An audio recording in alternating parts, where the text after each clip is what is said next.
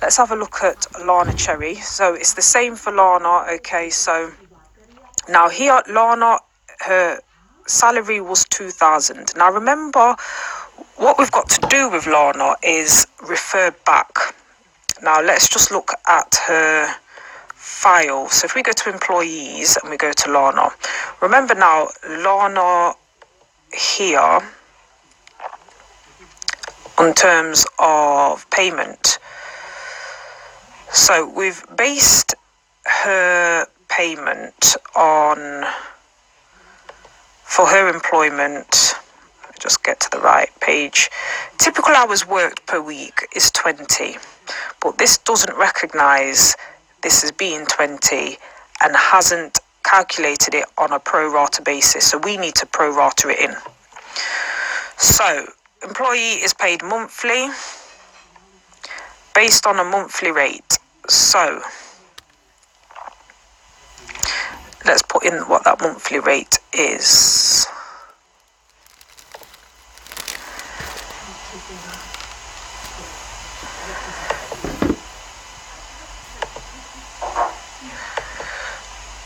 If it's a monthly rate,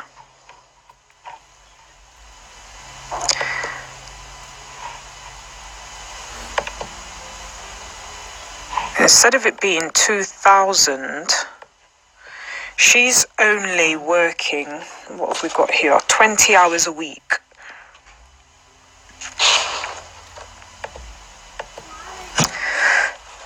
So there's different ways we can figure this one out. And let's pull up a calculator to look at this. Key thing is consistency, okay? Now, if someone is, let's put that in here. If we've given her an annual salary, let's have a look. Her annual salary is 24,000 annual. And the hours we said she does is 20 a week. We need to decide, or we need to know within ourselves, how many hours a day is that, or how many, what that rate is per hour. So this is the way I normally work it out.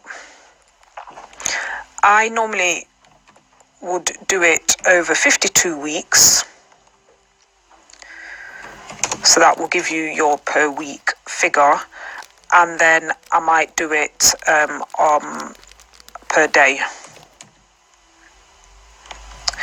Okay, so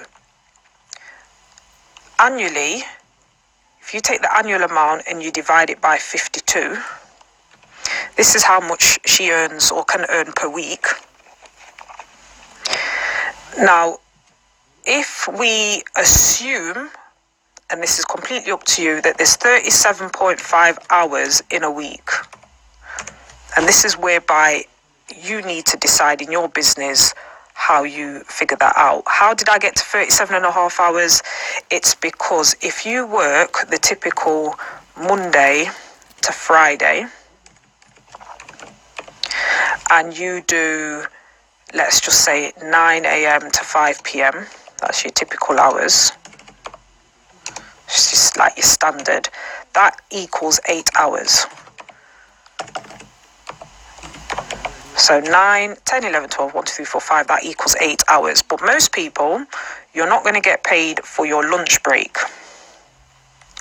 So lunch, if that's 30 minutes, means that you will be paid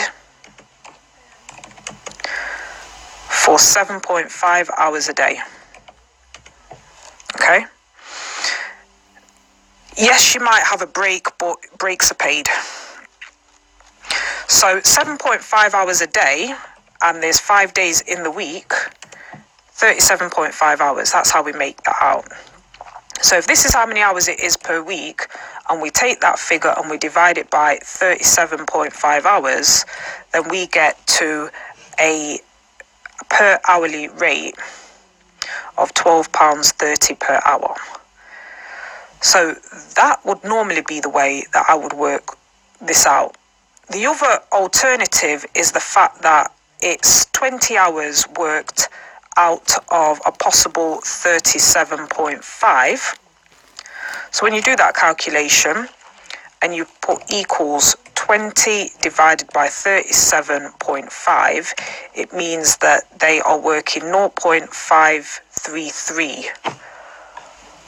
If you then times your annual rate by the fraction of the hours that you work, this then becomes your annual salary. So I might go with the annual salary of £12,800. So in Bright Pay, per month, because that's annualized per month, 12,800 divided by 12 means it's 1066.667 per month. So 1066.67 is what I'm putting in. That's their monthly pay.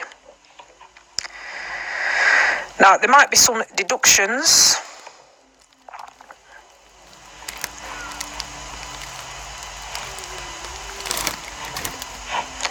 And in this case, there might be, for example, if the full month wasn't worked. In this case, I'm leaving it as it is because for December, although she began on the 4th, and you could deduct a day, but I'm leaving that. She's just not going to get a Christmas bonus. So that was Lana. And then with Lana, before we move on to the next one, we've just got to make sure in terms of the schemes, and this is to do with the pension, that we view the options. So it's enrolment time. In this case, Lana is an eligible job holder. So we've got its enrolment time, and it says here, Lana Cherry is an eligible job holder. Therefore, you must enroll her into a qualifying scheme and make contributions on her behalf. So to enroll in a qualifying scheme, you select this option to choose a pension scheme into which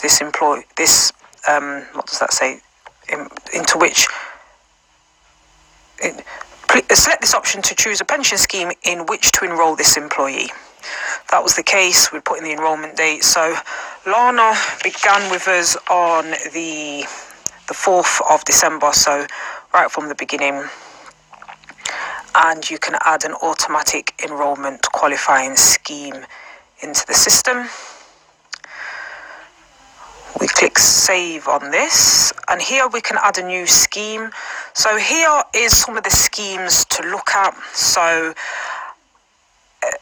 Aegon, Aviva, Legal and General, the People's Pension, Royal London, some well-known, very popular schemes here. So Bright Pay includes dedicated support for automatic enrolment qualifying schemes operated by the following pension providers, including the production of enrolment contribution CSV files. So then there are also other pension schemes, stakeholders, other automatic enrolment schemes, other traditional schemes. So you can add a scheme here by choosing the one that you want, stakeholder pension, whether it's other traditional schemes. So let's say it's Nest, because that's quite a popular one. I know that that's the one that I'm certainly familiar with. There's a few other fields that you have to fill in as a result. So for example, name of the scheme,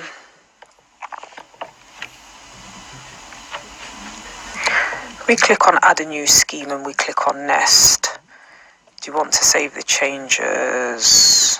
Yes. This field is mandatory. Okay, asking me if I want to save the changes on that page. Right, so here's Nest. Employer reference. whatever the employer reference is according to what you've been given. For example, submission method, whether you're going to upload a CSV file or integrate with Nest. Best way would be to integrate with Nest if you've already created a profile with them, in which case you'd put in your username and password. Because I haven't done that just yet, I'm going to have to click CSV file, but generally the best way is to create a Nest login and username. So I'm just going to have to go for a CSV file for now. Click save. It's saying enter a valid Nest employer reference. So you've got to enter one of those in before this will save.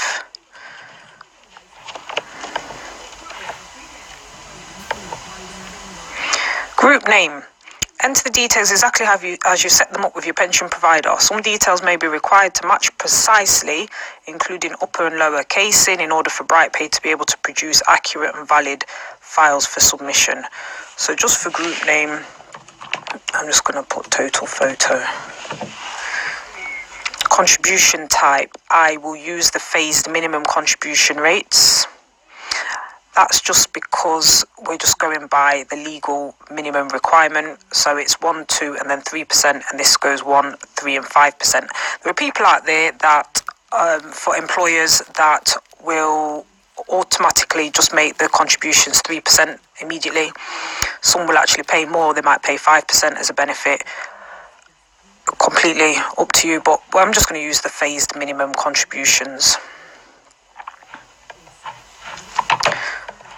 Earnings basis is on the standard qualifying earnings, and this is the lower band, that's the upper band that's already been set for you, and I just click save.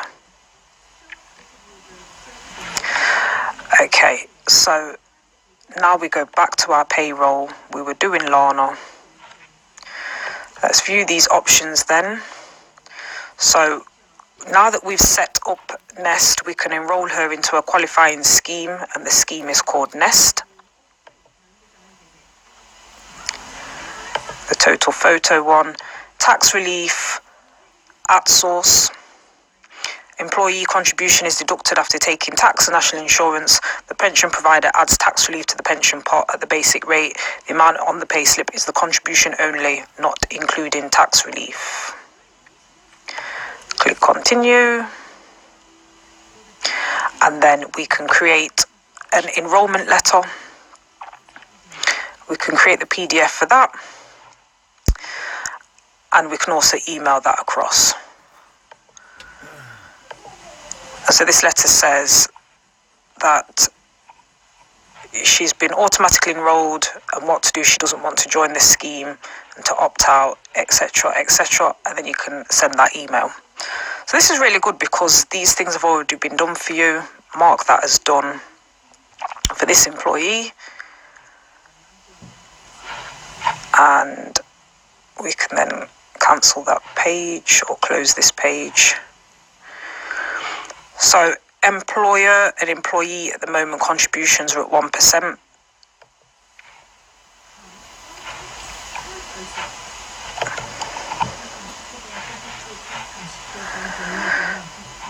So there we have employee pension, £4.62 is what the employee is paying. Employer is paying £5.77.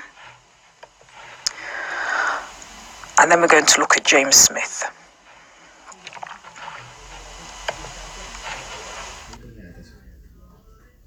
Would you like our help? Maybe we can get him back.